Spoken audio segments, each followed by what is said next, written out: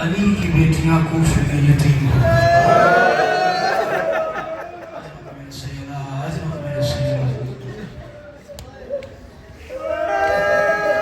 حسن قریب، حسین قریب، یہ روایت ہے جو میں نے خیرات کی ہے ویسے پڑھنا چاہ رہا ہوں۔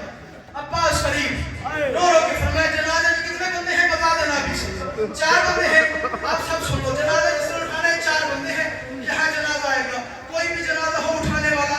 4 ہوتے ہیں۔ یہاں سے جملہ سن لیا نہ ہو، میں تمہیں جنازہ علی سنا رہا ہوں۔ تاریخ کہتی ہے حسن بادشاہ نے نماز مکمل کرائی، پہلی بار خیبر شکل میں ایک ہی بات کی، رو رو کے فرمایا حسن بیٹا میرے پیروں میں دم نہیں ہے۔ اس کی خوشحالی کا مسائل سن رہے ہو یار، میرے پیروں میں دم نہیں ہے، ایسے کرو چٹائی بناؤ، مجھے چٹائی بنا دو۔ علی کو چٹائی میں جیسے خیرات ہے میں ویسے جملہ تلاوت کر رہا ہوں۔ علی کو چٹائی میں ڈالا گیا، چٹائی اٹھائی گئی،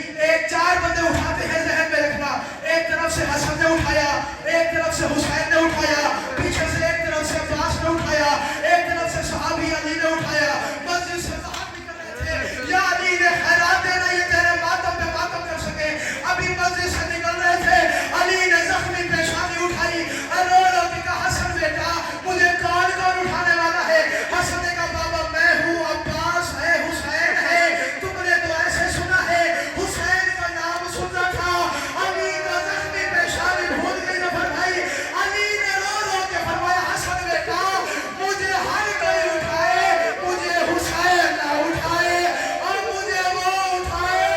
اور جس کا جنازہ کوئی اٹھانے والا ہو، ماتم علی ہاتھ مارو اور کربلا کا میدان ہوگا، اور میرا بیٹا حسین اور 3 دن کا بھوکا۔ اللہ اکبر، اللہ اکبر، چاہتا تو اسی میں تعبیر ہے لیکن نہیں، میں بخیلی ایک جملہ اور سلام کر کے جا رہا ہوں۔ تاریخ کہتی ہے آخری رات علی نے زخمی پیشانی تکیے سے اٹھائی، رو رو کے فرمایا حسین تمہاری عالیہ بہن کہاں ہے؟ مشکل روایت ہے، یا سب جو عباس کے نوکر ہیں، یہ جملہ میں تمہارے حوالے کر رہا ہوں، حسن شاہ صاحب بھائی جان اسی میں سلام کر کے چلا جاؤں گا، تمہاری عالیہ بہن کہاں ہے؟ حسین نے رو رو کے فرمایا بابا اس کا زخمی ہے،